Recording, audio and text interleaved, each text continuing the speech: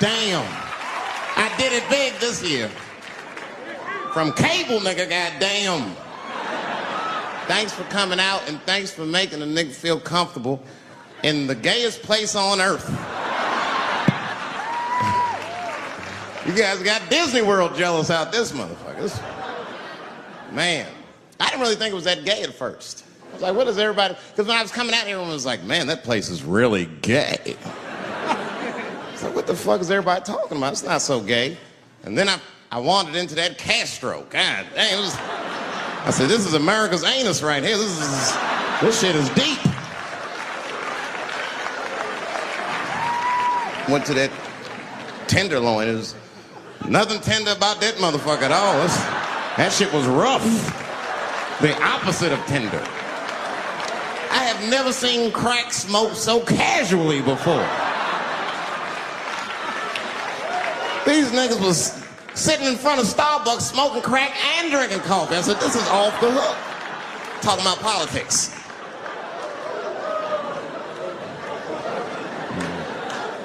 I seen one crackhead trying to break into somebody's car, man, and it struck a chord with me. I tried to stop him. I said, hey! And he looked back and saw me and said, oh, keep an eye out. I said, nigga, that was me that said that. I'm trying to help you. I want this shit to stop.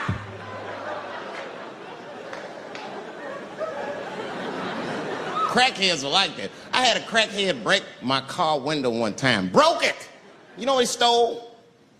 Fucking candy bar I had lying on the seat. That's all he took. It's a goddamn candy bar. I was so mad. I drove around the neighborhood for 5 hours looking for a crackhead with chocolate on his face. I did that. I finally found when I grabbed that motherfucker and said, hey man, what's all this chocolate on your face, motherfucker? He looked confused. Chocolate? This is doo-doo, baby. I said, ah! Oh, man. This place is insane. But you know what I like about San Fran, and the reason I picked this city to do my special is because of all the major cities in America, somehow people get along here better than anywhere else I've seen in the country. That's right.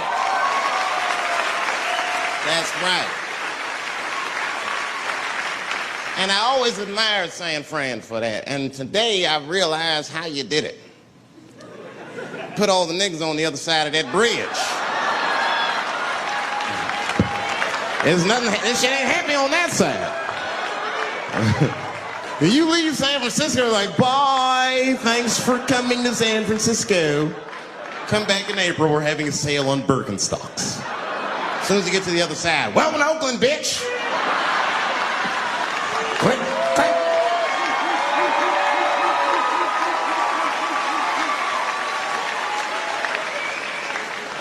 It's fucking crazy. But it also feel like it's the East Coast city in the West Coast. You guys got subways and shit.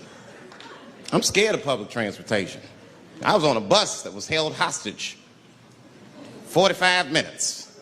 It wasn't life-threatening. I don't want to give you that impression. It was a dude jerking off, but the shit was scary, son. It was scary. It was right before it happened, I was on the bus smoking a cigarette. It's a long story. That's not the coolest shit I ever did. And people freaked out. Sir! Sir, put that goddamn cigarette out, okay? This is everybody's air, sir. I flicked it. I didn't want any trouble. And just at that moment, coincidentally, this homeless dude, out of nowhere, pulls his dick out. Started beating off. And I was furious. Because nobody said shit to this guy. They were just looking like, oh my God. I was the only one on the bus that had the balls to say anything to him. And it's not even like I was brave, really. It was that, you know, I was sitting next to the motherfucker. I had to say something. Come on, dog, you hit my elbows. Stop. Son, stop. That's all I said. I didn't want to say too much. The guy's beating off on the bus. It means there's something wrong with this motherfucker. He's not wrapped so tight. I didn't want to push him over the edge. As soon as I said something, all these dummies on the bus, now they're brave. He's right. Put your goddamn cock away. I don't want to see this anymore. I don't want to see it either. Yeah! Now the guy flips out. All right, everybody, back up. Back the fuck up. I tried to be nice about this. Now everybody freaks out. Oh my God, it's a biological attack. Oh. I'm caught in the middle. I can't lose my cool. I said, hey, everybody, just calm the fuck down or you're going to get me shot. Let's all just be cool. Let's do what this man says so he'll leave us alone. Now everybody gets quiet.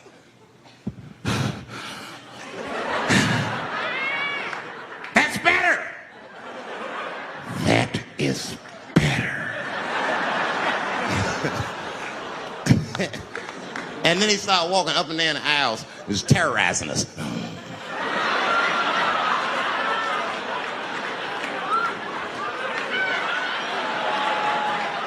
And then he starts making demands. You in the pink shirt, squeeze your tits together. Oh God, no, no.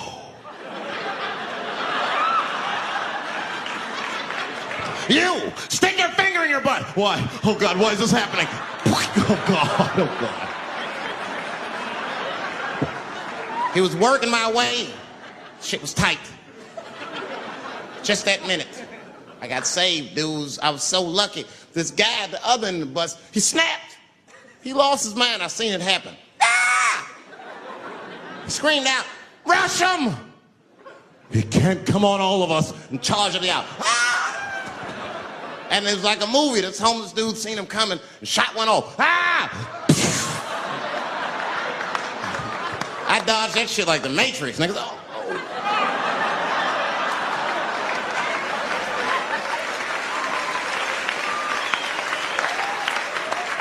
The guy behind me wasn't so lucky, y'all. No!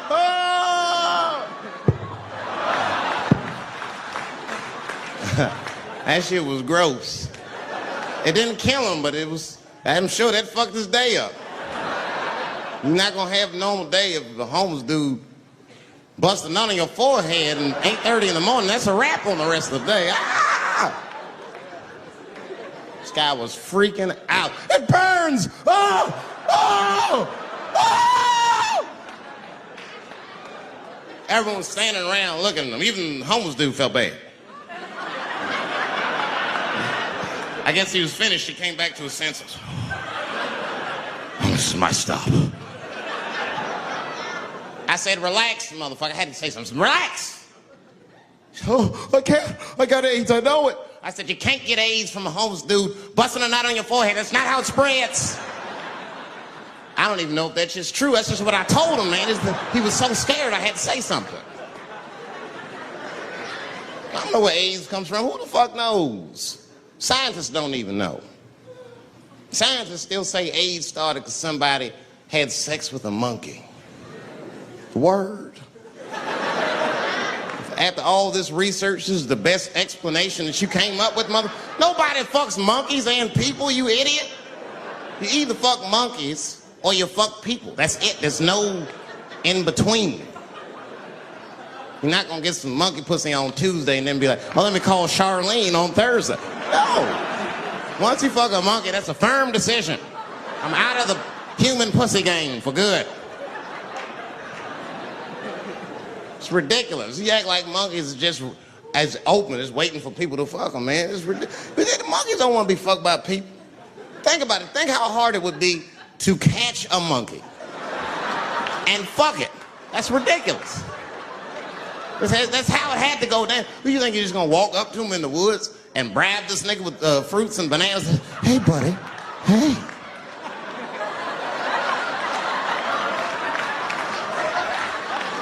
Yeah. There you go, buddy. Yeah. Yeah. There you go, your big, bright red ass.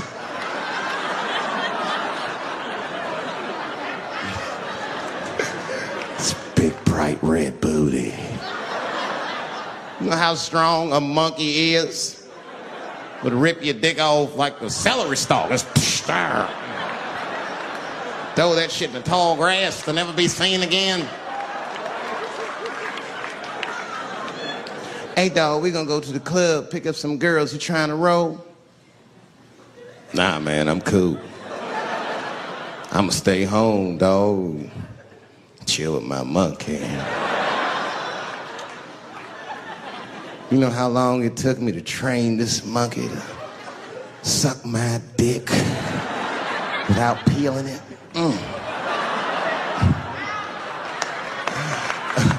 Last night, Chim Chim jerked me off with his feet. Nigga, only a monkey can show you that kind of love and tenderness. So y'all can keep fucking these people if you want, niggas. More monkey pussy for me. Hooking up with an orangutan next week. That's all I fuck is chimps and orangutans. You know who I feel real bad for is Indians. Everybody feels bad for Indians. They get dogged openly because everybody thinks they're dead. These motherfuckers are not all dead, all right? With my own eyes, I've seen a gathering of 1,500 Native Americans. They were all gathered in one place. The place is called Walmart in New Mexico. There's Indians everywhere. I'd never seen Indians before. I wasn't even sure if they were Indians. It's fucked up, but I asked one of them. It's not nice, but I seen him in the sports section looking at bows and arrows. I had to say something. Excuse me. I don't mean to be rude. Are you an Indian? And he was cool. Yes. Yes, I'm Indian. Still didn't believe him. I had to test him to be sure. This is fucked up. But I had a gum wrapper in my pocket, so I balled that shit up and I threw it on the floor. And a single tear came out his eye. I said, oh, shit. I had so many questions. So what tribe are you from? I am a Navajo. I said, word. I studied you in social studies. You're a hunter-gatherer, correct? He said, I guess so. That's what you wish to call it. I said, why? What do you call it? He said, I am an alcoholic.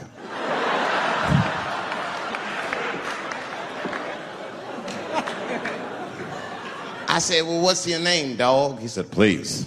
Dog is my cousin. That was a good guess. My name is Running Coyote. What is your name, friend? And that shit caught me off guard. I mean, I didn't want to say my name was Dave to a motherfucker named Running Coyote. This don't feel good enough. He just put me on the spot. I said, huh? My name, what? Oh, my name's Blackfeet. Then I changed the subject. Forget about me. What's going on with you? I want to meet your chief. Why don't me, you, and your chief and your friends get together tonight? We could have a real live peace pipe smoking ritual. We need to celebrate, nigga. I thought you were dead. And he set it up. It was beautiful. It was just like I dreamed. We was all sitting around. Them Indians was beating the drum. Some other Indians came out the back with a long blanket that was folded in half and put in front of us. Opened that shit up, and on the blanket was a long wooden pipe with feathers. And bags of weed were all over the blanket.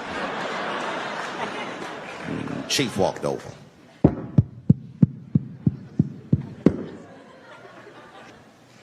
The big ones are 50. The little ones are 25. And these are 10.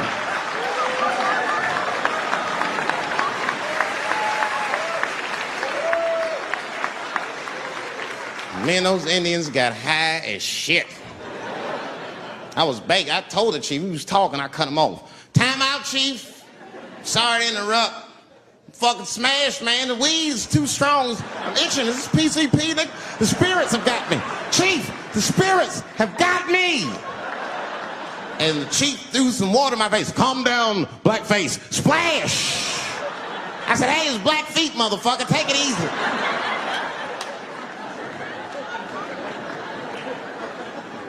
Blackfeet, you're welcome to stay amongst me and my tribe for the night. until the spirits leave you. And they gave me my own teepee to sleep in, which sounds nice. I personally felt like it was a little fucked up, you know, because they all had houses, man. It's like, why can't I sleep with y'all in the house and watch TV? Nigga, I can't be on this grass all night.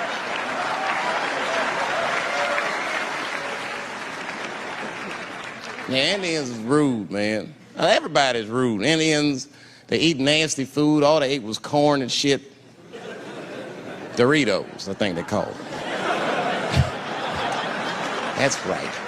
People only see the surface. They see the division in our foods. Just because I eat chicken and watermelon, they think that that's something wrong with me. Let me tell you something. If you don't like chicken or watermelon, something is wrong with you, motherfucker. There's something wrong with you. Where are all these people that don't like chicken and watermelon? I'm sick of hearing about how bad it is. It's great.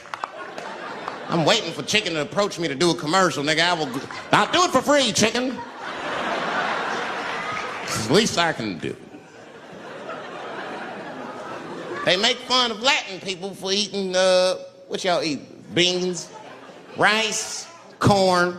Listen, that's not a reason to hate a motherfucker, all right? It's funny, but it's not a reason to hate. The only reason these things are even an issue is because nobody knows what white people eat. You've been very good at keeping that shit a secret amongst yourselves. I study white people. You don't know that. I'm writing a paper on you.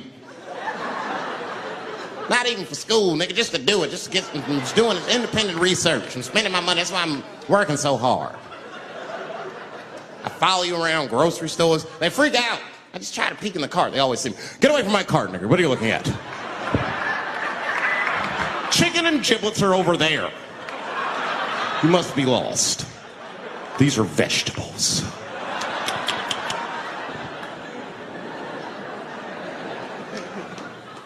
I know what you drink. See how quiet I got? Grape juice. Surprise, motherfuckers. You didn't know I knew about grape juice, did you? Oh, don't play dumb with me. Look at what is it? A lot of black people don't have the privilege of knowing about grape juice because they have grape drink. It's not the same formula that you get. Ain't no vitamins in that shit. You might have one of your black friends over. Todd, would you care for a glass of grape juice? What? Nigga, what the fuck is juice? I want some grape drink, baby. It's purple. I don't think I know what a grape drink is. What? I have some apple juice if you want. What the fuck is juice? I want some apple drink. Scream.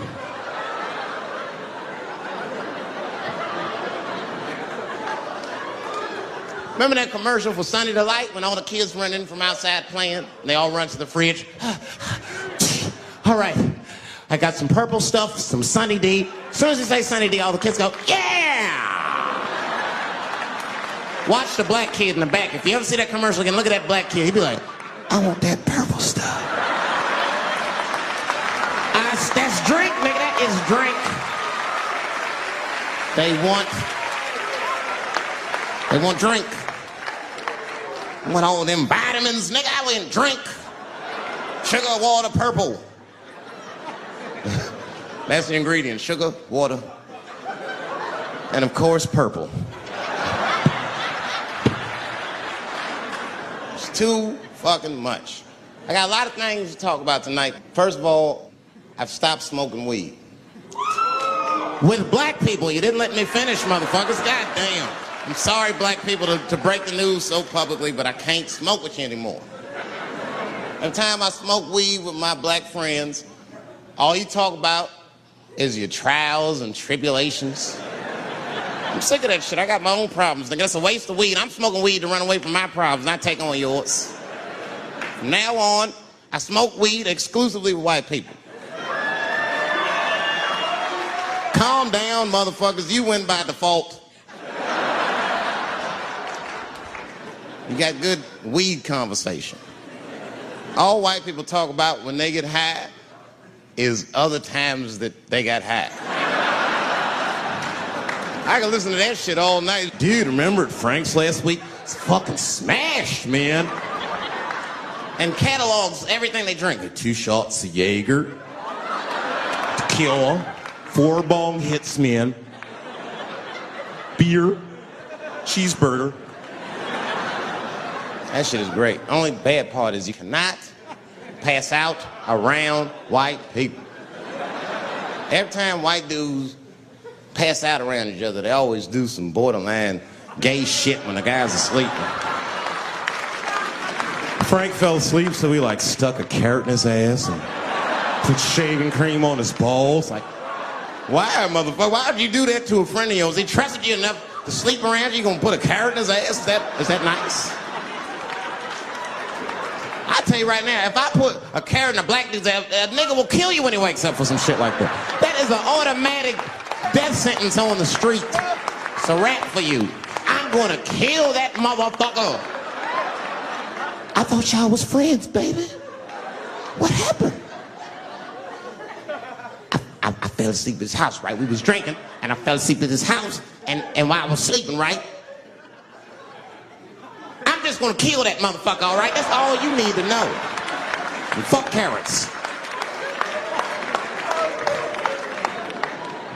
But everybody's getting along. I see that shit. I see it all around. Blacks and whites don't fight so much. You know who don't have no beef with anybody is Asian people. I see how y'all be doing. Y'all just lay in the cut. Only people Asian people beef with is other Asian people. Like if you call a Korean guy Chinese, I've done this. They will flip out. Hey! What make you think I'm Chinese? I am Korean.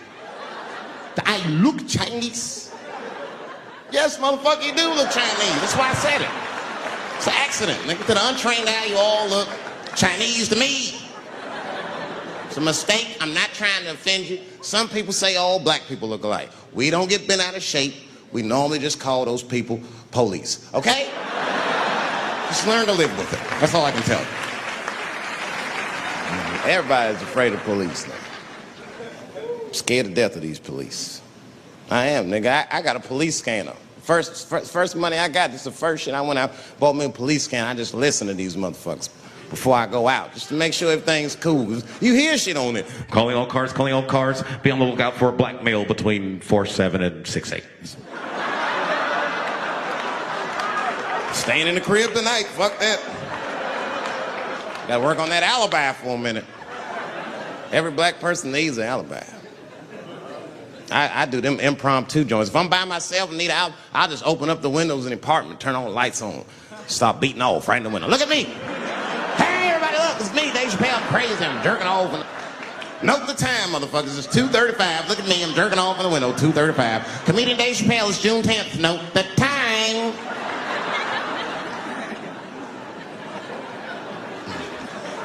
That shit could save my life.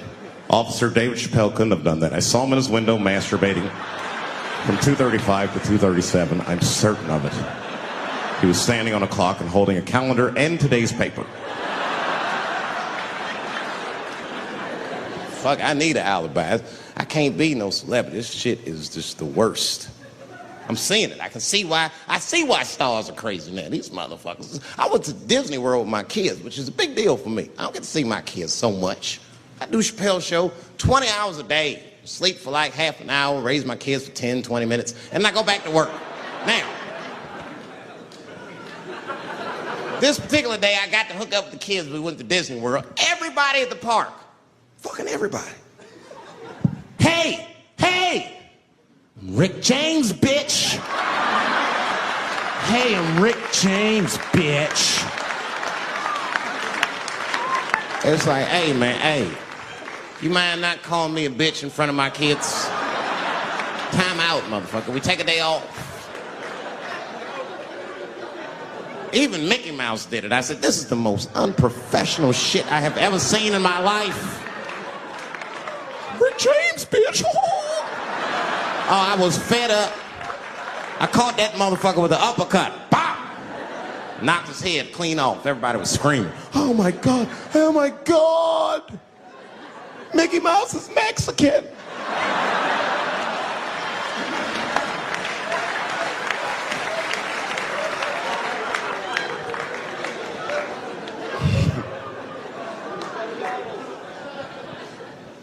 terrible time in Disney World. Disney World is like a whole nother country anyway. They got their own currency. That shit is ridiculous. As soon as I check in the hotels, Welcome to Disney World, Mr. Chappelle. Can we interest you in some Disney dollars? nah, man, I'm cool. You can't buy weed and pussy with Disney dollars, nigga. I'm on vacation.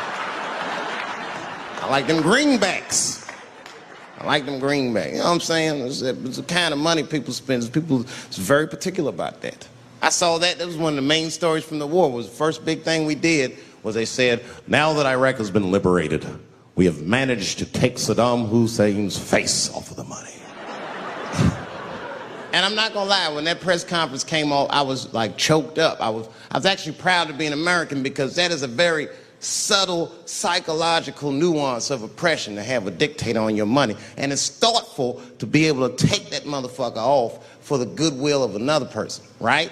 But then I thought, well, if you could do that for Iraq, what about our money, man? Our money looked like baseball cards with slave owners on. George Washington is the worst of the worst. Yes, I said it.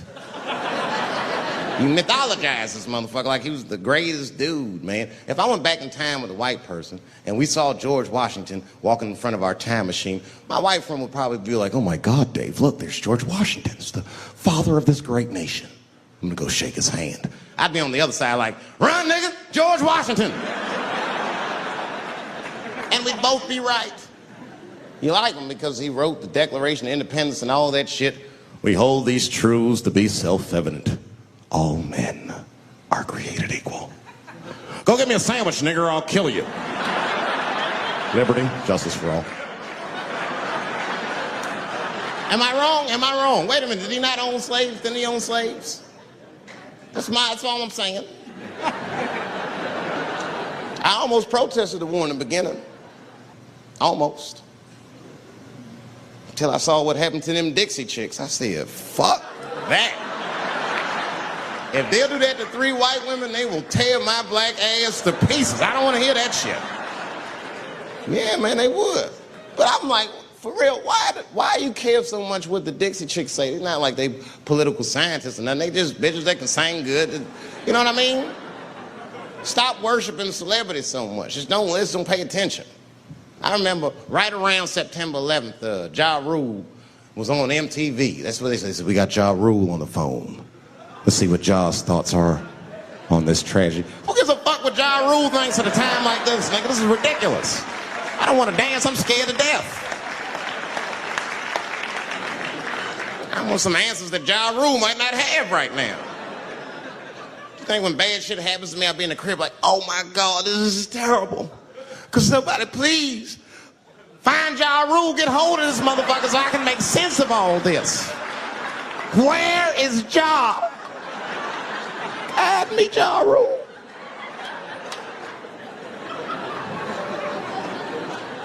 I don't even know why people listen to me.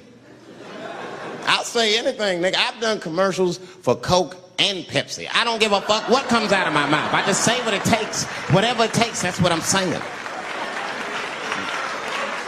If you want to know the truth, can't even taste the difference. Surprise! All I know was Pepsi paid me most recently, so tastes better. It's pretty much how the game goes.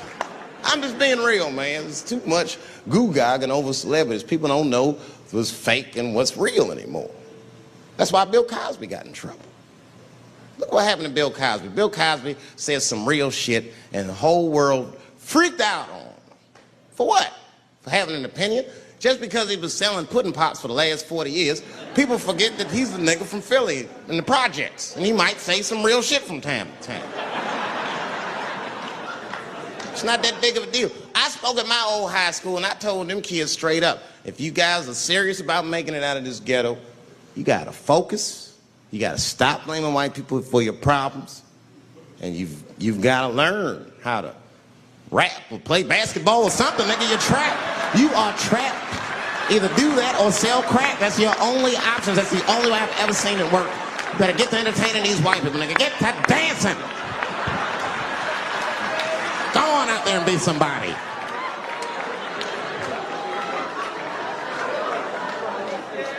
I just hope they listened.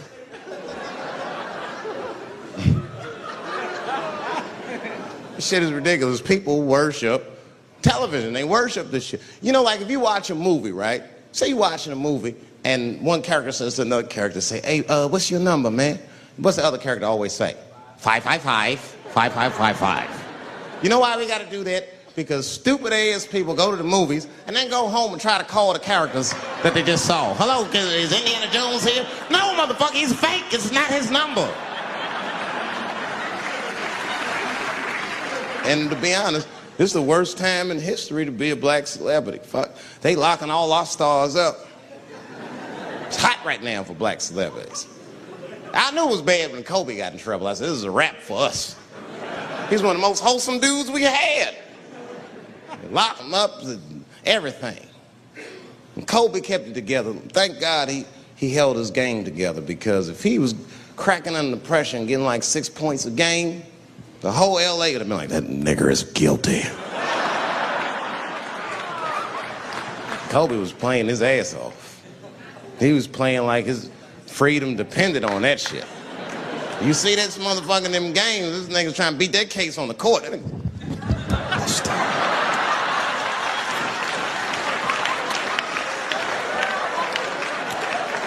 Like the judge threw him the ball, like, play for your freedom.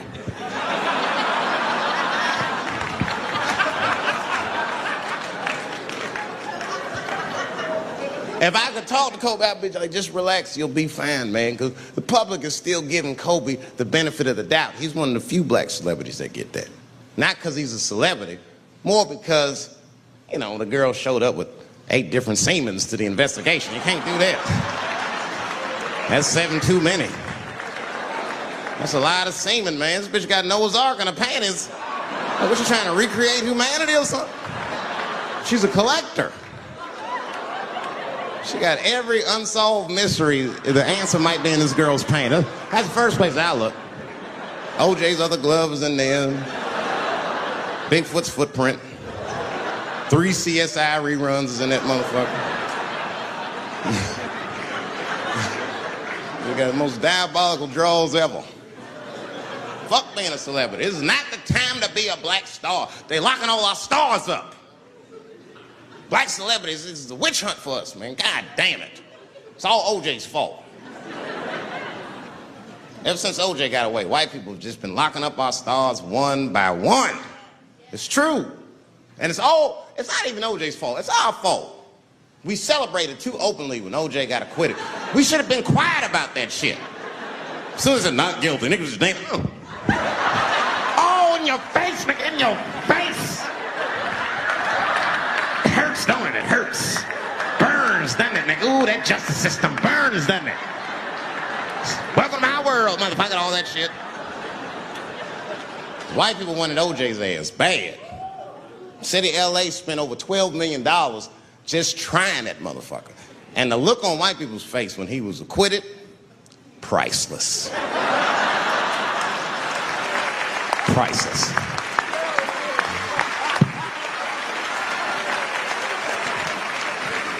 And that's why I don't trip off of being a celebrity. I don't like it.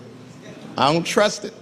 There's one minute they all love you, and the next thing you know, you're in front of that courthouse dancing on top of a car just trying to figure out what the fuck happened to you.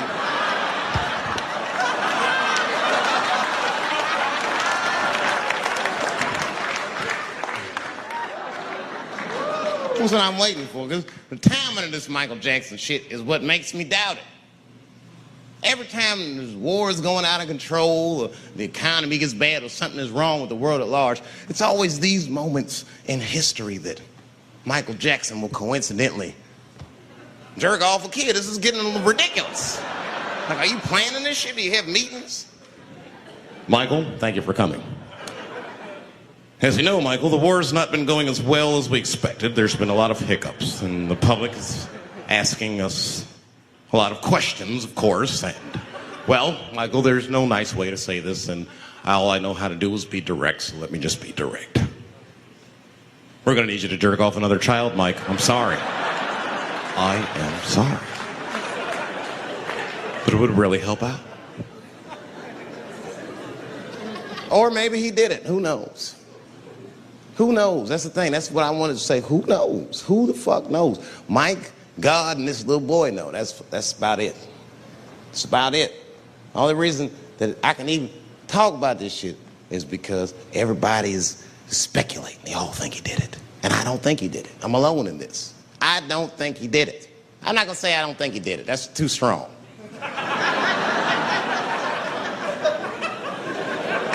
Let me just say I am reserving judgment until all the facts come out. But so far from what I heard, I mean, the kid said he was dying of cancer. He was in Make-A-Wish Foundation. He claims he had 2 weeks to live, and it was his dying wish to meet Michael Jackson.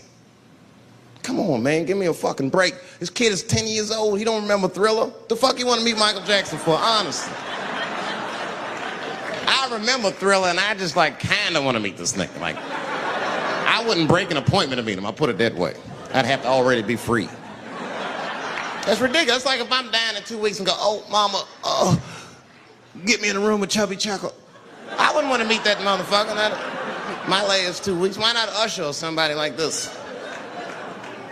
So then the kid claims he goes to Michael's house. This is where it all gets crazy. I don't, like, you know, he does everything you'd expect at Michael's house. They climb trees and rode roller coasters and Ferris wheels. The chef made cookies, pies, and cakes. They was petting the monkey and the giraffe, sang songs, kid shit. And in the middle of all this childlike activity, for some reason, Mike pulled out some wine and some pills and sucked his kid's dick. Folks, it hurts me to say it. And the kid had the nerve to call that abuse. Motherfucker, that is a good host. God damn, what else do you want? What else do you want? I'm lucky to get a glass of grape drink at my friend's house. Let alone a roller coaster ride and my dick sucked. Mike must be confused, like I brought you in my house, I fed you, I sucked your dick, and this is how you repay me, motherfuckers? This was your wish, not mine. Thought you were dying in 2 weeks. What happened to that motherfucker? I've been in court for a year and a half. You get stronger every time I see you.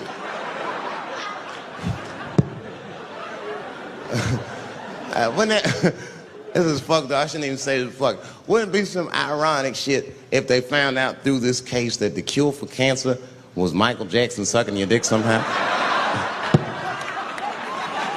Like if Mike had powers like Green Mile and all the kids like, please, Mike, suck our dicks. Never again. You didn't appreciate it. Can we at least study your saliva? Please, Mike.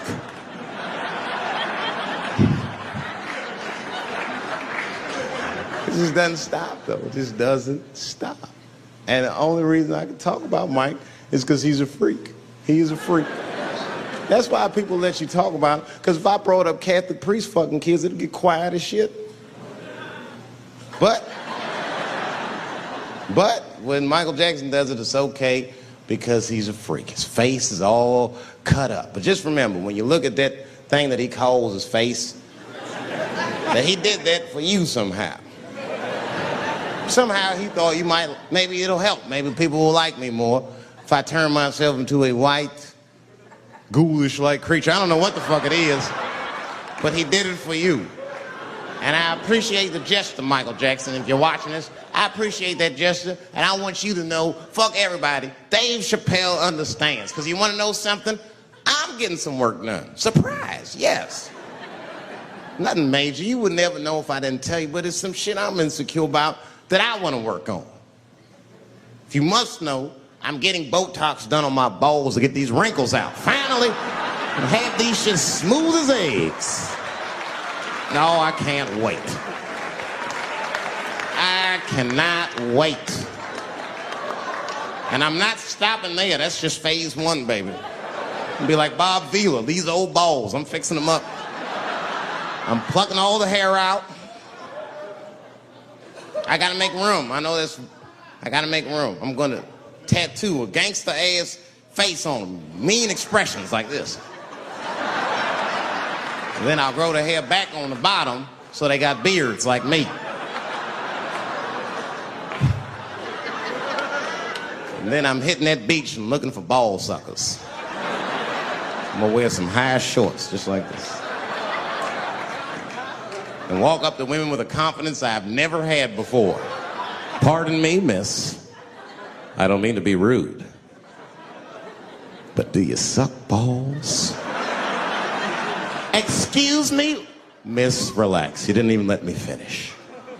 Do you suck these balls? Oh my God, those balls are as smooth as eggs. Yes, I'll suck them.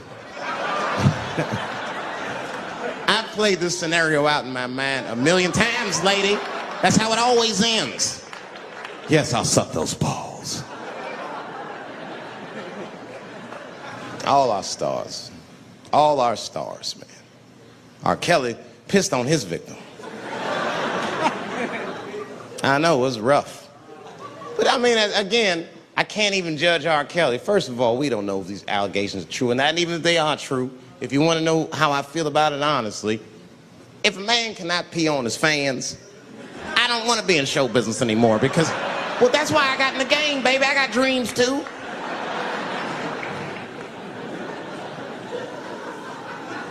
You guys are confusing the issue. While you guys are busy worrying about if R. Kelly even peed on this girl or not, you're not asking yourself the real question that America needs to decide once and for all. And that question is, how old is 15 really? No, that's a good question. That's a good question. I'm not saying that a person is as smart as they're going to be at 15. That's not what I'm saying, man. But I am saying 15 to me is old enough to decide whether or not you want to be pissed on. I mean, that's me. If you can't make a decision like that by the time you're 15, then just give up, motherfucker, because life is way harder than that. I make tougher decisions all the time. If you don't want to get pissed on, just get the fuck out of the way. It's not even a decision. If I start peeing on the front row, they're not going to have to calculate and think, oh, how do I feel about this? Am I okay with it? They just move. You can do that at 15. I could have. I've been 15. When I was 15, I was doing stand-up in nightclubs. I smoked reefer from time to time. Friends were selling crack. I was trying to finger fuck people. I knew what was happening around me to some degree. Getting pissed on was the least of my worries at 15. Trust me. But it keeps coming up. There's a lot of confusion around that age. Anytime 15 comes up, people freak out. Like when that girl, Elizabeth Smart, got kidnapped. Right? Remember in Utah last year, 15-year-old girl Elizabeth Smart was kidnapped, and then they finally found her, and the whole country was relieved. And I was the only one saying, damn, she wasn't that smart after all. Not because she got kidnapped. That could happen to anybody. I'm not knocking her for that.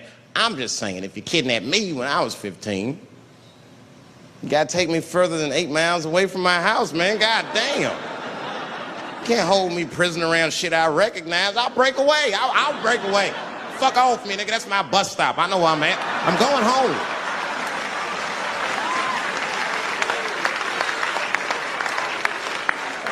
She was missing for 6 months, 8 miles away from my house. That's 2 exits, man. That's nothing. And while she was missing, during this half a year that this girl is missing, there's a 7-year-old black girl gets kidnapped in Philadelphia. Nobody knows her name. They might have talked about it 2 or 3 times on the news, but she should have been the top story. Because she chewed through the ropes and had both of these motherfuckers in jail in 45 minutes flat. 7 years old. I'm not making this up. These 2 crackheads kidnapped her and took her back to the crack house and tied her up. And then they left her. They're crackheads. They got to make moves. Crack, smoke, chocolate to eat. These motherfuckers made moves. It was out. But as soon as they left, this little girl got the nibbling. She was kidnapped at 4 o'clock and at home watching herself on the news at 5:30. That shit is crazy. That's a news story. That is a news story. Now, meanwhile, in Utah, 15-year-old Elizabeth Smart's captors left her alone too. And they didn't even tie her up because they're hillbillies. They just bounced. Don't try to escape, bitch, or we'll kill you. Be right back. They leave. And she's 15 sitting in the house by herself. How am I going to get out of this? Come on, Elizabeth, think. Elizabeth, how am I gonna get out of here? Why don't you just open the fucking door and go outside? Have you thought about that? Do you have a quarter? Do you know your phone number? You're 15, bitch, run. Stop thinking and stop making moves. I know I sound mean, and I know what the people are thinking when I'm saying this. Dave, she is only 15. All right, but that's the discrepancy, because when you talk about a little girl like Elizabeth Smart, then the country feels like 15 is so young and so innocent. On the flip side, here comes 15 again. Now we talking about a 15-year-old black kid in Florida. This black kid accidentally killed his neighbor when he's practicing wrestling moves that he saw on TV. Now, was he a kid? No. They gave him life. They always try our 15-year-olds as adults. This nigger knew what he was doing. It's a goddamn pile driver. If this kid gets on the ropes, there's no stopping him. You'd have to send the Rock to arrest him. And they gave a 15-year-old boy life in jail. If you think that it's okay to give him life in jail, then it should be legal to pee on him. That's all I'm saying. You got to make up your mind across the board how old 15 actually is. That's all I'm saying. So I'm going to tell you right now, if somebody comes in here and puts a gun in my head and says, Chappelle, you got a choice to make. You're either going to jail for a month or we'll let you go, but you got to let R. Kelly pee on you. I'm not hesitating. Bring in R. Kelly and tell him to stay away from my ass. I'd rather get pissed on the outside than fucking the butt on the inside, son. I can't go to jail with some smooth Botox balls and think everything's gonna be all right. It's not that kind of place. Take my chance with that piss. Piss will wash off with a 10-minute shower, I'm certain of it. This piss coming right out. What can I do? They're gonna put me in jail. Society's changing rapidly. Can't smoke indoors. What the fuck is that all about? I got kicked out of titty bar for smoking. No, that shit was ridiculous. So the stripper did it. The stripper came up like, your smoking is a health risk for me. I don't want to work in this kind of environment. Spit you have your gonorrhea-infested pussy in my face. You started it.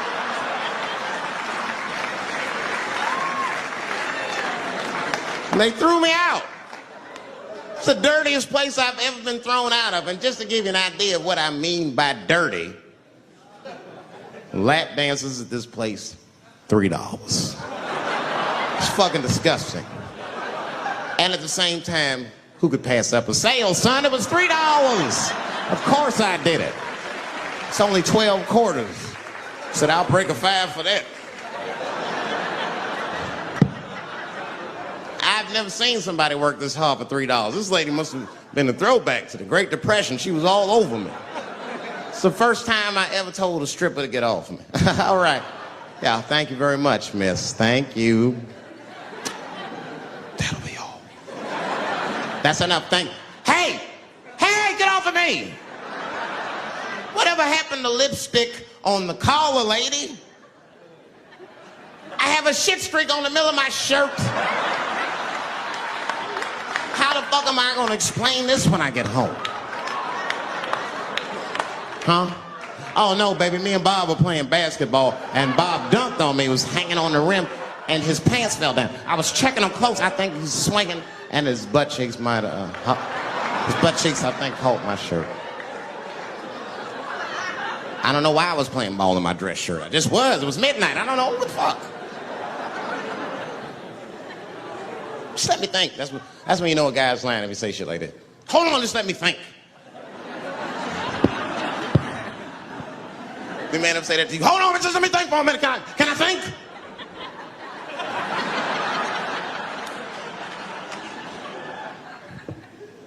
But y'all women, man, you guys just made too much progress too fast. Not too much, but you're confused by it. You made so much progress, you're even confused. Men and women, we both like, what the fuck just happened?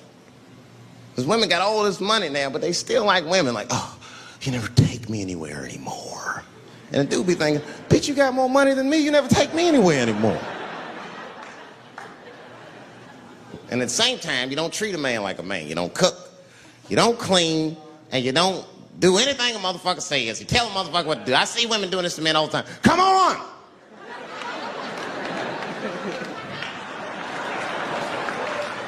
No man wants that shit.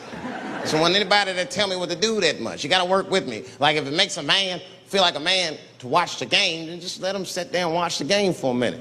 And if he happens to look over at you while he's watching the game, don't look at him all mean and make him feel guilty about watching it. Just pick up your own titty and suck it. Just try it out.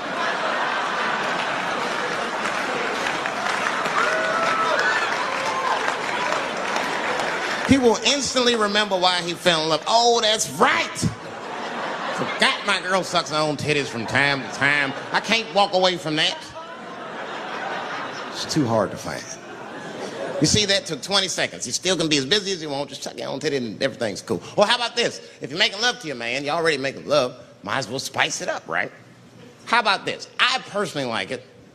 I like it when a girl tells me where to come. Don't like it when a girl tells me when to come. I hate that shit. Don't come yet. Oh, bitch, all these rules.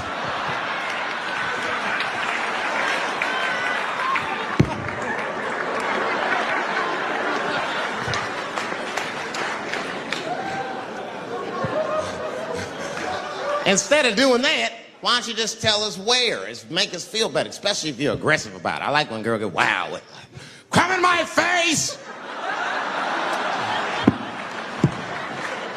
Stick your chin out like a boxer. Bring it on, motherfucker! You're a bum! But it doesn't have to be that wild or explicit. Look, all the man wants to know is that you're interested and that you're participating. You can say anything, he'll be happy. Oh, come on top of the television. All right, fuck it.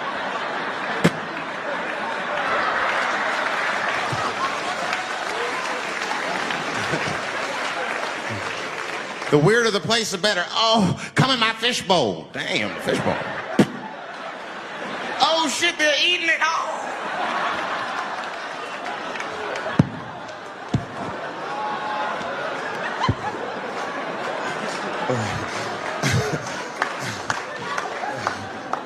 Fish love it when I come over. Oh, it's that guy. We're having chicken tonight.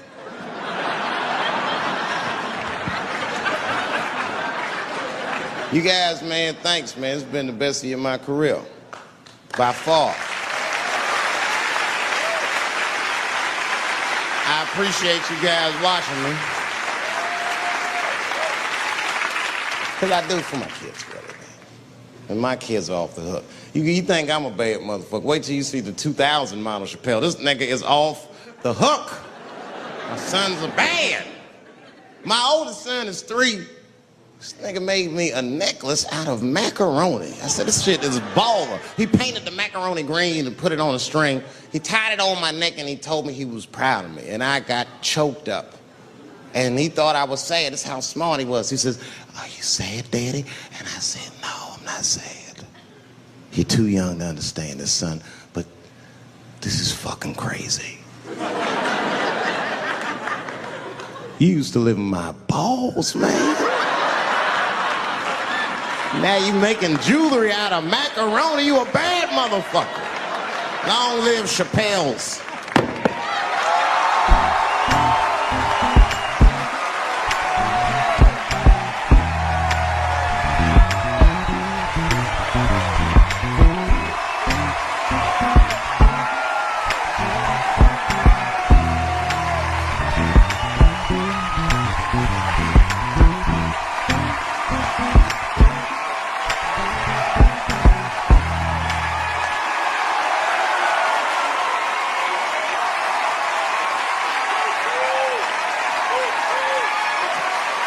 Oh, shit. Thanks, guys. Thank you. That's what it's all about. Everybody usually wants to be famous so they can rock nice jewelry and all that shit. Nigga, I already got a macaroni necklace. I got valuable shit. I got valuable shit.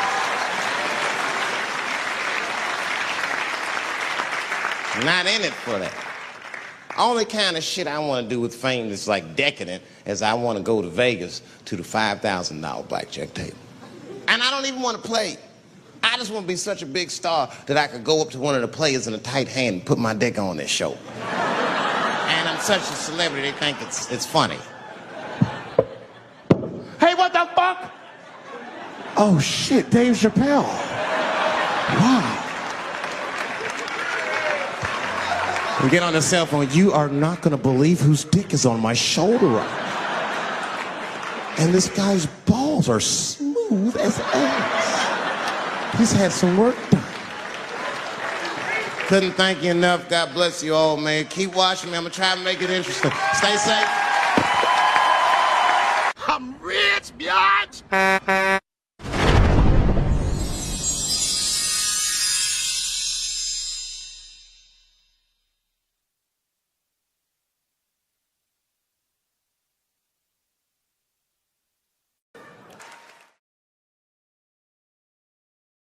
Time I was on stage, the guy that introduced me was a guy named J.T. Newton. I'm 47. I can close my eyes and remember the introduction like it was yesterday. It went like this. Ladies and gentlemen, this next young man coming to the stage is starting his comedy career tonight. Who knows? We may be witnessing the birth of a star. Please welcome David Chappelle.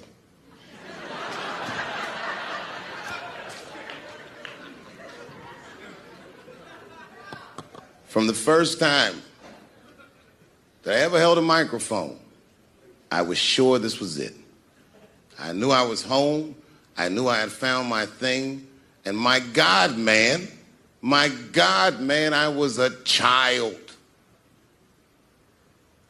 I got good. Matter of fact, I was good from the moment I started. And I'm not saying this to be a braggart. I'm telling you the truth. These old niggas was in awe of me. How is this little boy so poised? They used to say. I was. I mean, you know, I got better, but it started out good. About a year into it, when I was 15 years old, I had written a joke during the AIDS epidemic about having a Goodyear condom. Something, I don't even remember the joke. Something about an industrial strength condom by Goodyear. I just remember all the comedians really liked that joke. And there was an older comedian. And he came to me one night after the show, after he saw the joke, and he said, listen, I got an audition at another comedy club, and I was wondering, do you mind if I do that joke? I just want to borrow it. Now, I'm a kid. I don't know any better. I'm like, borrow it? Well, I guess, sure, if it'll help your career. I let him do the joke. And then weeks later, I was waiting to go on in a comedy club, and he went on before me, and he did the joke. And after the show, I pulled him aside, and I said, hey, man, I don't mind you borrowing my jokes, but you got to give them back. He said, oh, I forgot to ask you. He goes, let me buy that joke from you for $50. And I said, man, I'd do it, but I'm just starting out. I need all the material I can get. The idea being that the more material I can accumulate, the faster I'll be able to make money for my work. I said, I can't do it. I want my joke back. I'll never forget this. Remember, I was a 15-year-old child. This guy was a grown-ass man. He stood up over me so I could see how big he was. And he said to me, really? I can just take it. And he did. I got scared because I was a child. But I never forgot that. I never forgot that. I was 15 years old. I'm 47 now. I think about this guy all the time. When I look at my own kids and I see how young and innocent they are, I can't believe someone did that to me. And I don't think about it every day because that was the worst thing that happened to me. I think about it every day because that was the first time that someone ever did that to me. But in my career, it has happened many, many times since, where someone would intimidate me or scare me and take something that I believe was mine. I'll tell you another story. Now I'm 18 years old. I'm living in New York City, and I just finished my first road tour, which was a very difficult tour. I'll spare you the details. Now I'm back in New York, but my rent is paid, thank God. And I have $60 to my name. And a woman that I had met in Pittsburgh, a bad Dominican bitch,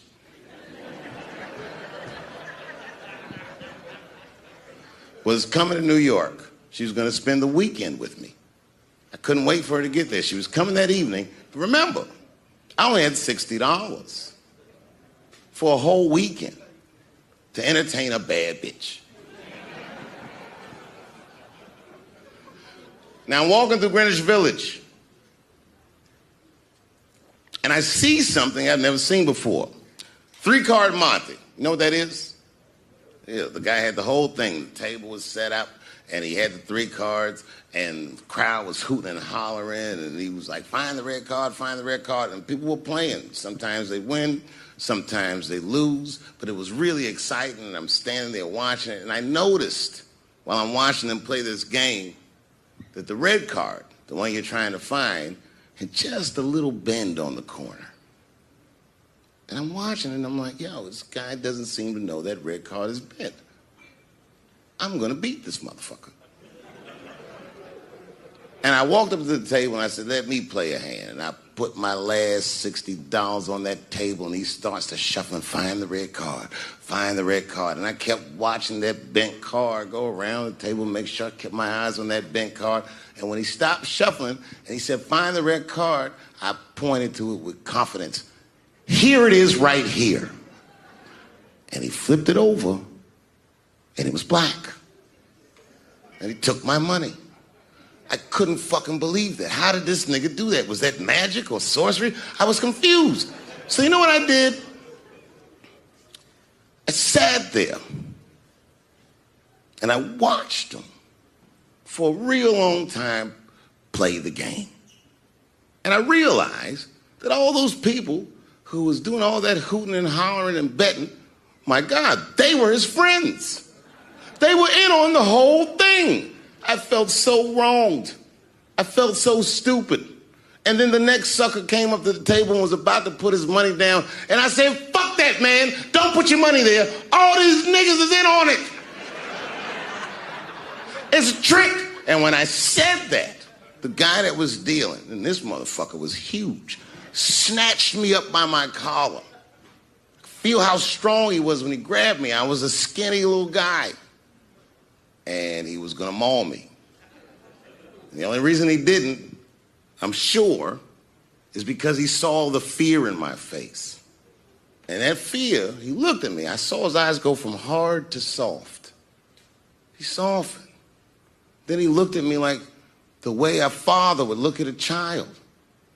And he said to me, young man, don't ever come between a man and his meal. I never forgot that either. Most niggas would have to run the streets for years to learn a lesson that profound. It took me 2 seconds. Never get between somebody and their paper. Taking a man's livelihood away from him is akin to killing him. Do you know why Prince, the famous rock star that was a friend of mine, do you know why he called himself the artist when he came back? He calls himself the artist because that's what they call us in our contracts. Oh, these contracts are crazy.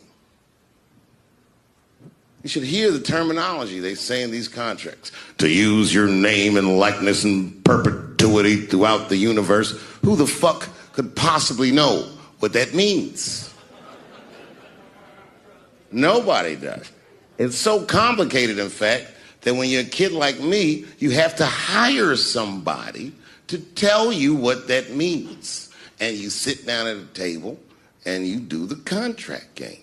And that's how I got with Comedy Central. I signed the contract. But I signed the contract the way that a 28-year-old expectant father that was broke signs a contract. I was desperate. I needed a way out. And it wasn't good money and it wasn't good circumstances. But What else am I gonna do, I said. And all these white people sitting at that table told me, trust us, Dave, it's a good contract. And I looked around the table and they all seemed to agree it was a good contract. But what if it was like that game of three-card Monte? What if they were all friends and I didn't know it? And the bag of money was Iceberg's money in the first place. What was I talking about? What was I trying to tell you? Last week, 2 weeks ago, whenever it was, I call Lauren Michaels and I tell him, okay, I'll do it. I'll do Saturday Night Live on election night.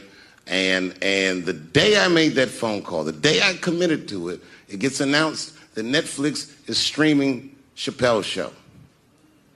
Not just Netflix. HBO Max is streaming it too. Let me tell you another story about HBO. No, hear me out. Did you know, before Chappelle's show was at Comedy Central, I pitched that show to HBO. I told them what I wanted to do. Now, these are executives. All they have to do is say, yeah, we'll take it, or no, thank you, we won't. But they didn't say either of those things. They went too far. They said, literally, what do we need you for? That's what they told me, as they kicked me out of the office. What do we need you for? And here we are, all these years later, and they're streaming the very show that I was pitching to them. So I'm asking them, what do you need me for?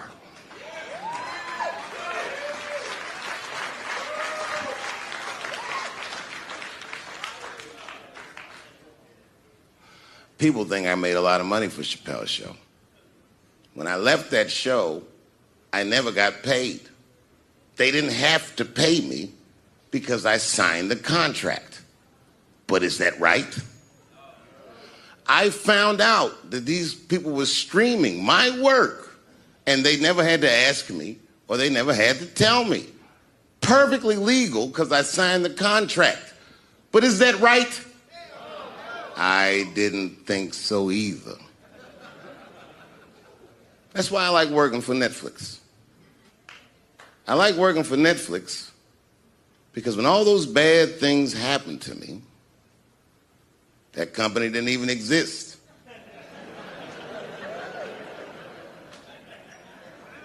And when I found out they were streaming Chappelle's show, I was furious. How could they not know? So you know what I did? I called them and I told them that this makes me feel bad. And do you want to know what they did? They agreed that they would take it off their platform just so I could feel better. That's why I fuck with Netflix.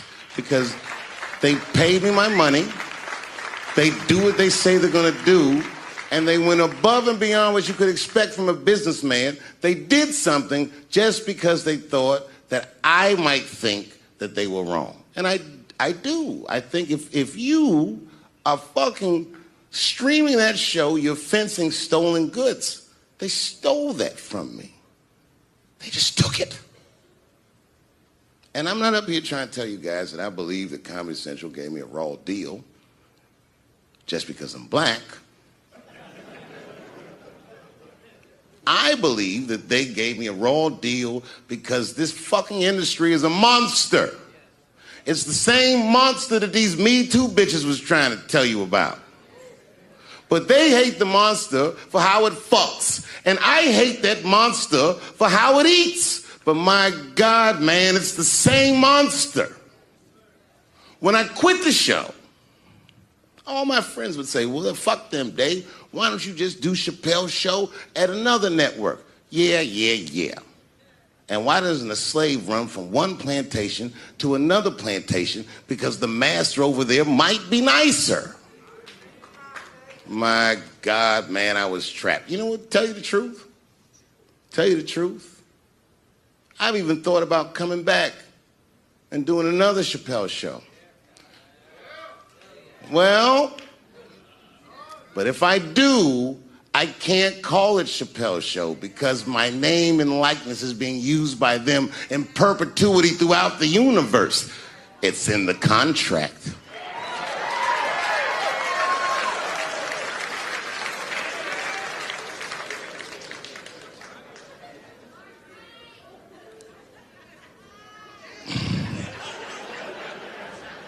You're not supposed to do this in my business. I'm up here doing something that nobody else in this business has the balls to do. I'm telling you something that you need to know. I'm trying to explain to you what you're seeing. You don't understand what you're seeing. I am publicly flogging a network. And I know that this network niggas, they watching me and they saying, why are you doing this so publicly? Doesn't feel good to be flogged publicly. Oh, believe me, I know. I know exactly how that feels. When I quit my show, they said I was crazy. What was crazy about it? I just didn't want to do it anymore. They said I smoked crack. That's impossible. I was a devout Muslim. I didn't smoke or drink. But I do now, bitch, because you ruined my fucking life. Now it's their turn. This is their first nigga lesson, and I'm honored to give it to them. They're gonna pay me for this show. I called my agent. I said, is there anything I can do about this show? And he said, no. Well, fuck you too then.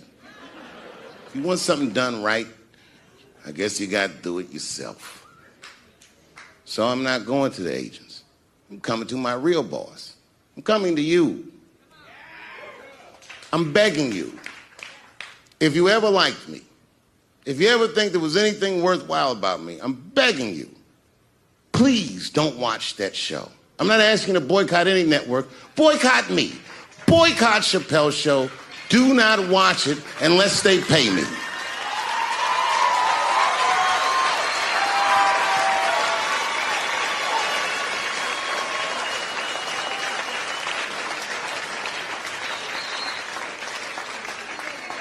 If you're a shareholder at Viacom, then I'm talking to you. Because all that shit that they do to us, well, they do everything for their shareholders. That's what they told me. So if you're a shareholder in that company, tell them it's wrong. And if you don't believe that it's wrong, then fuck you too. You should know what's in the hot dogs you eat. Now, there's probably a bunch of people at Comedy Central and Viacom and all these places that have no idea what I'm talking about. They've all either quit or been fired or got Me Too'd or something. Them niggas is gone. And there's a whole bunch of new young people there, and they're probably looking like, what is he talking about? They may not actually know what the fuck happened to me. So I'll tell you what I'm talking about. Go downstairs to your accounting department, open the books, see what that show made, and look at what you paid me. That's exactly what I'm talking about. You're going to pay me. I am inviting you to come with me and work with me, and let's fight against that terrible, terrible feeling that you made me feel together. We can fight together and work this thing with Chappelle's show out. Or I can just take it. Thank you. And now we get to the core of the crisis. What is a woman? What is that in this day and time? Is there even such thing as a woman or a man or anything? Seems to be a question nowadays. Now listen, women get mad at me. Gay people get mad at me. Lesbians get mad at me. But I'm gonna tell you right now, and this is true, these transgenders, these niggas want me dead. I've gone too far. I've said too much. And I gotta tell you, I'm very worried about it. I'm not even joking. Every time I come out on stage, I be scared. I be looking around the crowd, searching for knuckles and Adam's apples to see where the threats might be coming from. A nigga came up to me on the street the other day. He said, careful, Dave, they after you. I said, what? One they or many theys? How old is 15 really? Oh, that's a good question. That's a good question. I'm not saying that a person is as smart as they're going to be at 15. That's not what I'm saying, man. But I am saying 15 to me is old enough to decide whether or not you want to be pissed on. I mean, that's me. If you can't make a decision like that by the time you're 15, then just give up, motherfucker, because life is way harder than that. I make tougher decisions all the time. If you don't want to get pissed on, just get the fuck out of the way. It's not even a decision. If I start peeing on the front row, they're not going to have to calculate and think, oh, how do I feel about this? Am I okay with it? They just move. You can do that at 15. I could have. I've been 15. When I was 15, I was doing stand-up in nightclubs. I smoked reefer from time to time. Friends were selling crack. I was trying to finger fuck people. I knew what was happening around me to some degree. Getting pissed on was the least of my worries at 15. Trust me. But it keeps coming up. There's a lot of confusion around that age. Anytime 15 comes up, people freak out. Like when that girl, Elizabeth Smart, got kidnapped. Right? Remember in Utah last year, 15-year-old girl Elizabeth Smart was kidnapped, and then they finally found her, and the whole country was relieved. And I was the only one saying, damn, she wasn't that smart after all. Now, because she got kidnapped, that could happen to anybody. I'm not knocking her for that. I'm just saying, if you kidnapped me when I was 15, you gotta take me further than 8 miles away from my house, man. God damn. You can't hold me prisoner around shit I recognize. I'll break away. I'll break away. Fuck off me, nigga. That's my bus stop. I know where I'm at. I'm going home.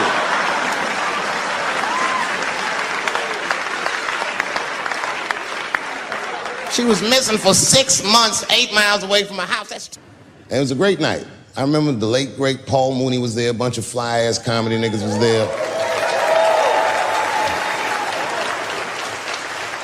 And we all went backstage and was just drinking and talking shit and laughing, and Daphne stole the room. She had everyone cracking up, spinning the yarn, telling us all these crazy stories about shit she be into. We all laughing real hard, and then she's telling us and everyone's laughing. I'm looking around, I'm like, oh my God, she is funny. I pulled her aside and I said, you're hilarious. I didn't know that when you were on stage. I said, you're doing some things wrong, but I can help you. I said, anytime I'm in San Francisco, why don't you open the show for me, and I'll just try to give you some pointers, see if you can't work this thing out. And she said, are you serious? I was like, yeah. And she grabbed me real tight, hugged me, squeezed me, and I pushed her all violently because I'm transphobic. I said, boundaries, bitch.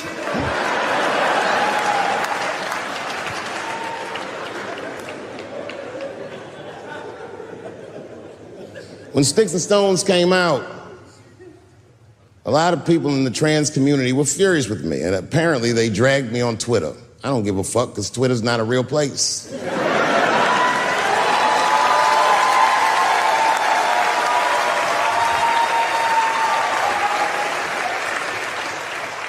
And the hardest thing for a person to do is go against their tribe if they disagree with their tribe. But Daphne did that for me. She wrote a tweet that was very beautiful, and what she said was, it was almost exactly what she said. She said, punching down on someone requires you to think less of them. And I know him, and he doesn't. He doesn't punch up, he doesn't punch down, he punches lines, and he's a master at his craft. That's what she said.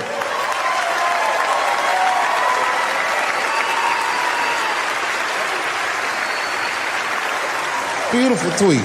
Beautiful friend. It took a lot of heart to defend me like that. And when she did that, the trans community dragged that bitch all over Twitter. For days, they was going in on her, and she was holding her own because she's funny.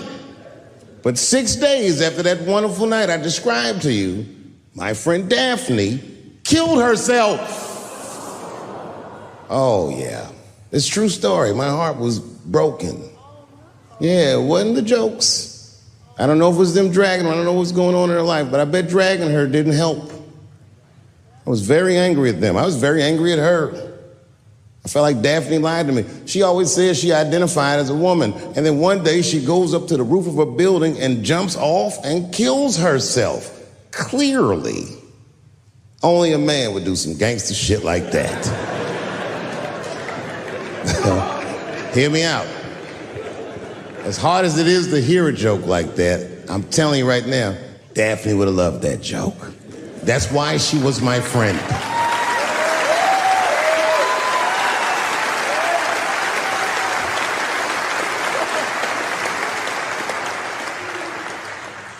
I was reading her obituary, and I found out she was survived by a daughter. And the moment I found that out, and this is true, Anderson Cooper from CNN texted me. And all he said was very nice. He said, "I'm sorry to hear about your friend." And I texted him right back, "New phone, who this?" He said, "It's Anderson Cooper." I said, "Oh," I said, "Anderson." I go, "Look, I need to find her family." And he texted me right back with all the phone numbers and all this information. I say this to say, if you ever want to know about anything gay, call Anderson Cooper from CNN. This nigga is faster than Google.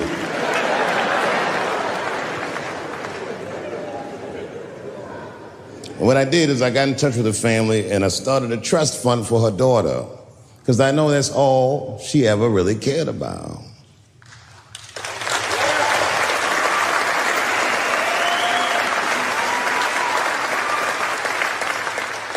And I don't know what the trans community did for her, but I don't care, because I feel like she wasn't their tribe.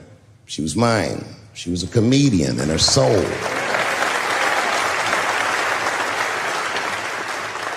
Her daughter is very young, but I hope to be alive when she turns 21, because I'm going to give her this money myself. And by then, I'll be ready to have the conversation that I'm not ready to have today. But I'll tell that little girl, "Young lady, I knew your father. And he was a wonderful woman."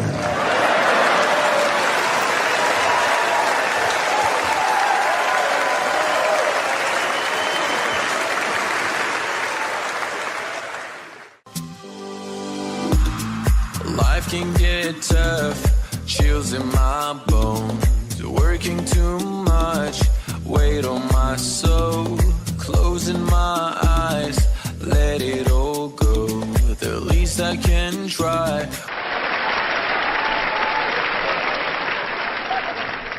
Sometimes, sometimes racism works out in black people's favor. Now, it doesn't happen often. It happens very rarely, but when it happens, it is fucking sweet.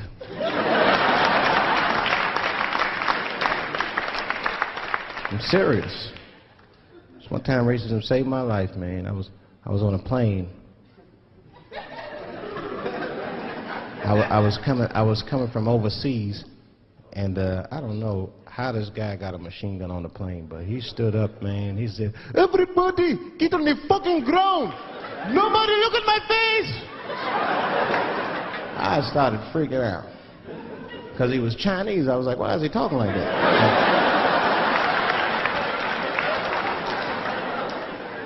He was screaming and crying. I was the only brother on the plane. Well, I thought I was the only brother. I looked over, there was one other black dude. He was from Nigeria. I looked over at him, he was looking right in my face, man. He didn't say two words to me, he just looked at me, he was like...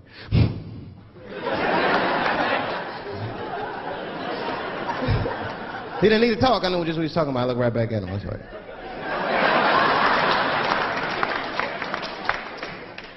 Some white dudes on the front of the plane seen us, they were like, "Oh my God. I think those black guys are gonna try to save us."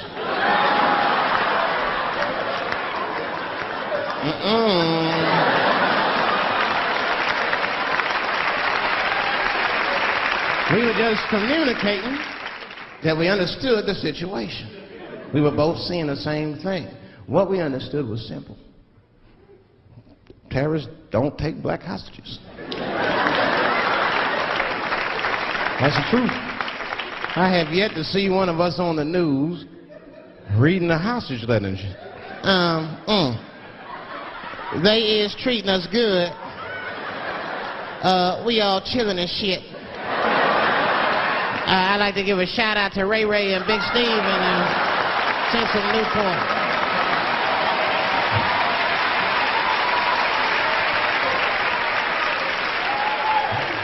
You're not going to see it. And terrorists are smart. They know what they're doing there, you know. They terrorists.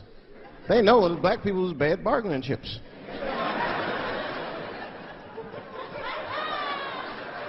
They called the White House and said, hello? We have got 5 black... Hello?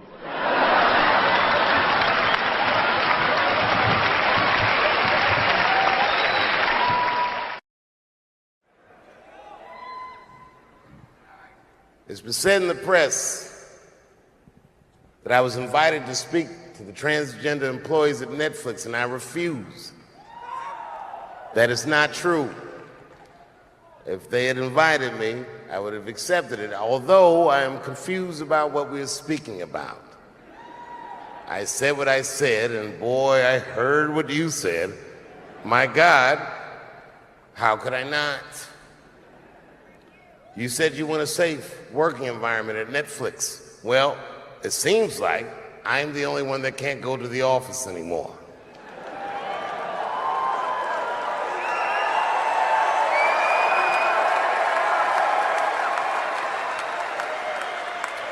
I want everyone in this audience to know that even though the media frames this, that it's me versus that community, that is not what it is.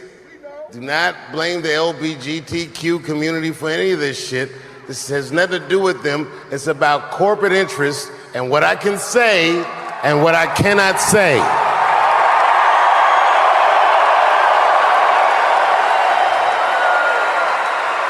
For the record, and I need you to know this, everyone I know from that community has been nothing but loving and supporting. So I don't know what all this nonsense is about. In summer 2020, when the whole world shut down, I was outside doing shows. My neighbor had a cornfield, and he let me throw shows there, and people came from all over the country. Some people came from around the world to see those shows. The best comedians on earth came to my home and broke bread with me. And we lived our lives. We found a way to keep moving forward. I made a whole documentary about it. The first night of those shows was a piece that some of you might have seen. It was called 846, and it dealt with the murder of George Floyd.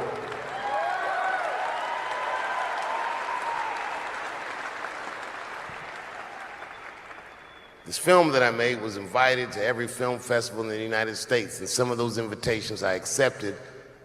And when this controversy came out about the closer, they began disinviting me from these film festivals. And now, today, not a film company, not a movie studio, not a film festival, nobody will touch this film. Thank God for Ted Sarandos at Netflix. He's the only one that didn't cancel me yet.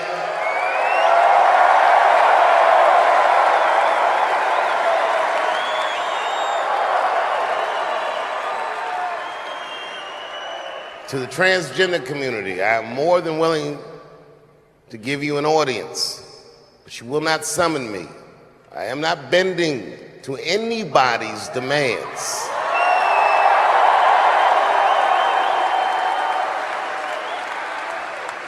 And if you want to meet with me, I'd be more than willing to, but I have some conditions.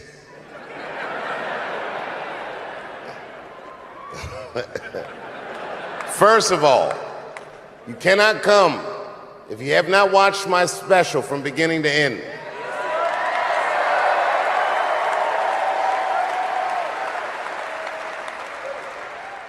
You must come to a place of my choosing and a time of my choosing. And thirdly, you must admit that Hannah Gadsby is not funny.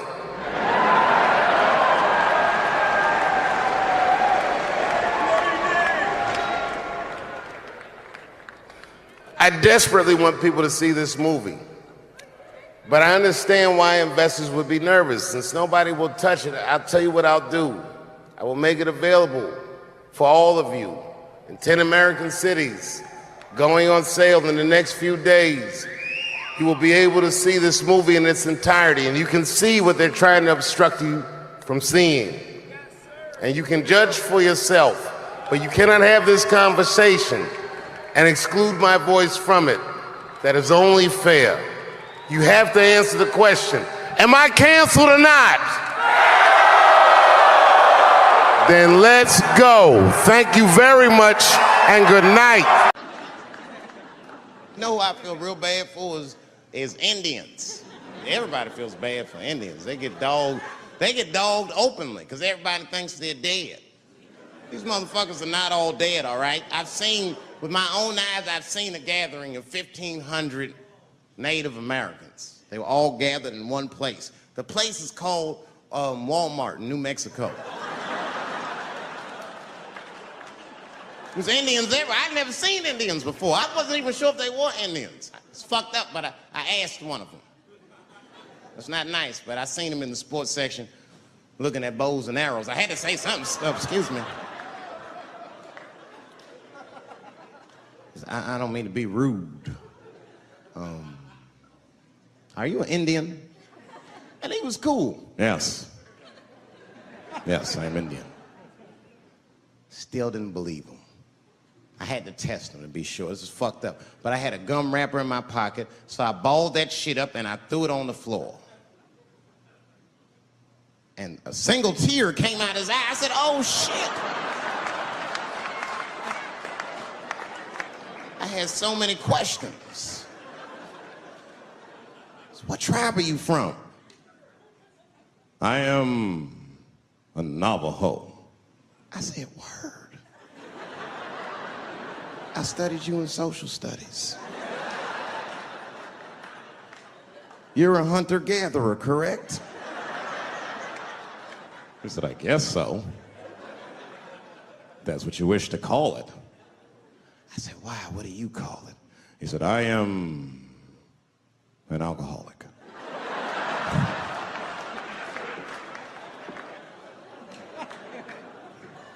I said, well, what's your name, dog? He said, please. Dog is my cousin. That was a good guess. My name is Running Coyote. What is your name, friend? And that shit caught me off guard. I mean, I didn't want to say my name was Dave to a motherfucker named Running Coyote. This don't feel good enough. He just put me on the spot. I said, huh? My name, what? Oh, my name's Blackfeet. Then I changed the subject. Forget about me. What's going on with you?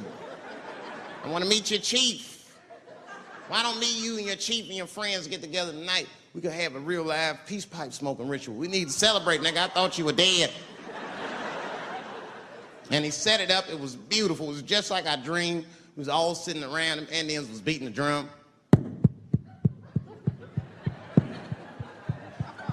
Some other Indians came out the back with a long blanket that was folded in half and put in front of us. Open that shit up, and on the blanket was a long wooden pipe with feathers. And bags of weed were all over the blanket. Chief walked over.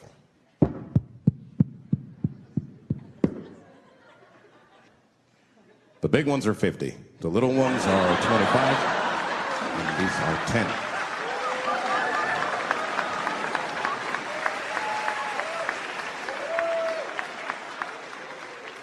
Me and those Indians got high as shit. I was baked. I told the chief, we was talking, I cut him off. Time out, chief. Sorry to interrupt. Fucking smashed, man. The weed's too strong. I'm itching. This is PCP, nigga. The spirits have got me. Chief, the spirits have got me.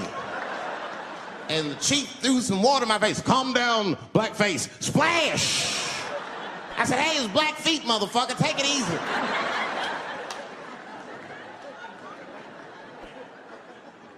Blackfeet, you're welcome to stay amongst me and my tribe for the night until the spirits leave you. And they gave me my own teepee to sleep in, which sounds nice. I personally felt like it was a little fucked up, you know, because they all had houses, man. It's like, why can't I sleep with y'all in the house and watch TV? Like, I can't be on this grass all night.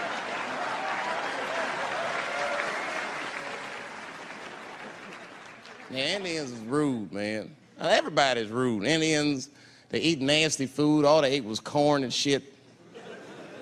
Doritos, I think they call it. That's right. People only see the surface. They see the division in our foods.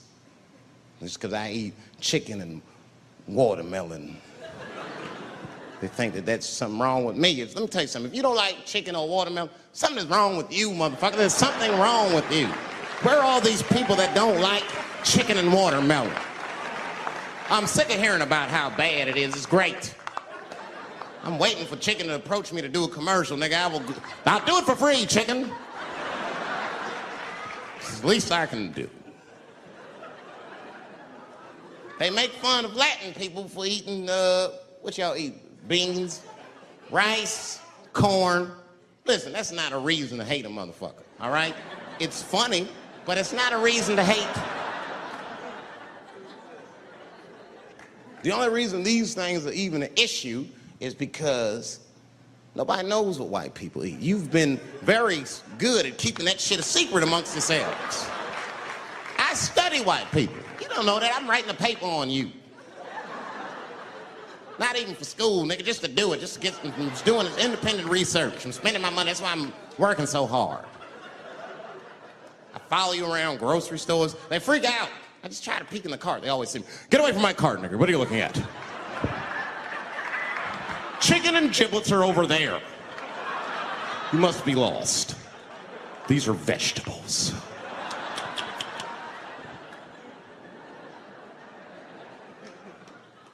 I know what you drink. See how quiet I got? Grape juice. Surprise, motherfuckers, you didn't know I knew about grape juice, did you? Oh, don't play dumb with me. Look at what is it? A lot of black people don't have the privilege of knowing about grape juice because they have grape drink. It's not the same formula that you get. Ain't no vitamins in that shit. You might have one of your black friends over. Todd, would you care for a glass of grape juice? What? Nigga, what the fuck is juice? I want some grape drink, baby. It's purple. I don't think I know what a grape drink is. What? I have some apple juice if you want. What the fuck is juice? I want some apple drink. Scream.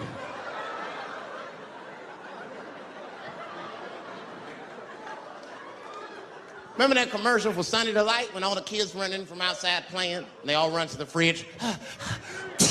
All right, I got some purple stuff, some Sunny D. As soon as you say Sunny D, all the kids go, yeah! Watch the black kid in the back. If you ever see that commercial again, look at that black kid. He'd be like, I want that purple stuff. That's drink, nigga, that is drink. They want drink. I want all them vitamins, nigga, I want drink. Sugar, water, purple. That's the ingredient, sugar, water, and of course, purple. It's too fucking much. I got a lot of things to talk about tonight. First of all, I've stopped smoking weed. With black people, you didn't let me finish, motherfuckers. God damn. I'm sorry, black people, to break the news so publicly, but I can't smoke with you anymore. Every time I smoke weed with my black friends, all you talk about is your trials and tribulations. I'm sick of that shit. I got my own problems. Nigga, that's a waste of weed. I'm smoking weed to run away from my problems, not take on yours. From now on, I smoke weed exclusively with white people. Calm down, motherfuckers. You win by default. You got good weed conversation. All white people talk about when they get high is other times that they got high. I can listen to that shit all night. Dude, remember at Frank's last week? It's fucking smashed, man. And catalogs everything they drink. 2 shots of Jaeger, tequila, 4 bong hits, man, beer, cheeseburger, That shit is great. Only bad part is you cannot pass out around white people. Every time white dudes pass out around each other, they always do some borderline gay shit when the guys are sleeping. Frank fell asleep, so he like stuck a carrot in his ass and put shaving cream on his balls. Like, why, motherfucker? Why would you do that to a friend of yours? He trusted you enough to sleep around you. You gonna put a carrot in his ass? Is that nice? I tell you right now, if I put a carrot in a black dude's ass, a nigga will kill you when he wakes up for some shit like that. That is an automatic death sentence on the street. It's a rap for you. I'm gonna kill that motherfucker. I thought y'all was friends, baby. What happened? I fell asleep at his house, right? We was drinking, and I fell asleep at his house, and while I was sleeping, right? I'm just gonna kill that motherfucker, all right? That's all you need to know. And fuck carrots.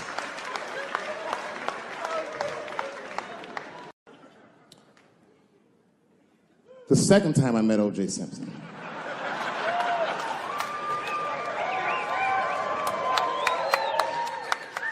was right after the trial of the century. There I was, now a young man of probably 23. O.J. Simpson was the most famous or infamous face on planet Earth. I was in a restaurant in Beverly Hills with my agents. I wasn't alone in the restaurant, but I was alone. I was the only black person in the restaurant. And in the 90s, that felt very uncomfortable. Now I tend to enjoy it at this age.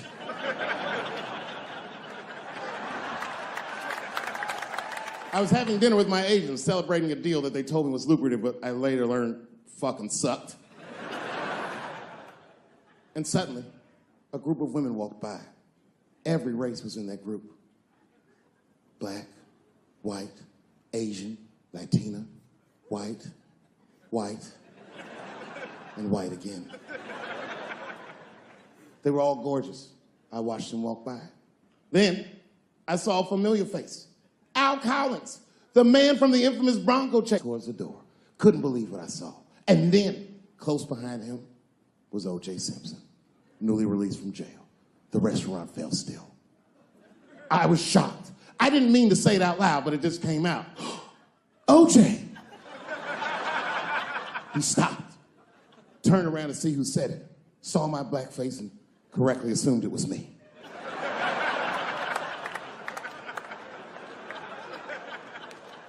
I was sitting in the corner of the booth. He leaned over all the white people I was having dinner with and shook my hand. How are you, young man? He looked in my eyes, and I could see in his eyes that he didn't remember meeting me the first time. And then he walked away. And I looked back at my agents, and all of them had nothing short of disgust on their faces. And the only one with the courage to voice their disgust was a woman named Sharon, who used to represent me. How could you, she said. How could you shake hands with that murderer? I said, Sharon, with all due respect, that murderer ran for over 11,000 yards.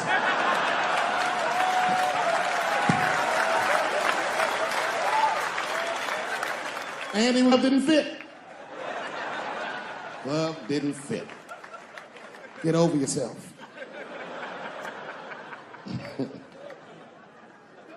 Some people can't do that. Some people just can't get over themselves. Gay people have a hard time doing that recently. Here we go. Here comes the deep water. No, recently I've noticed that. I noticed that with that Manny Pacquiao controversy. Yeah, no, it was now in the gay community's defense, Manny Pacquiao said some outlandish shit about gay people.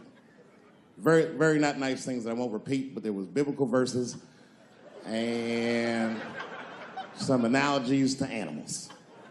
Wasn't a good look. Nike took his shoes immediately, which I thought was a little harsh. A little harsh. You know what I mean? Because he's, just because he's Asian. You know what I mean? Fuck, you gonna take shoes off Asian dude to appease a gay dude. You know what I mean? No? You don't know what I mean. But Asian people kind of know what I mean. No? No Asians in the front? No? No, this is what I mean. Okay, look, okay, you're an Asian dude. No, I say this with no disrespect, but we're all Americans, right? And we can agree that America has a huge body count all over the world, but nowhere more than Asia. Literally, if you look at history, recently, we have bombed the masculinity out of an entire continent. We dropped 2 atomic bombs on fucking Japan, and they've been drawing Hello Kitty and shit ever since. There's a lot of lady boys in the wake of our bombs. And I know these things because my wife is Asian. She's Filipino. All right, well, okay, so that explains it. Now you know why you see me at all those Filipino events. I'm not there picking up pussy, I'm dropping some off.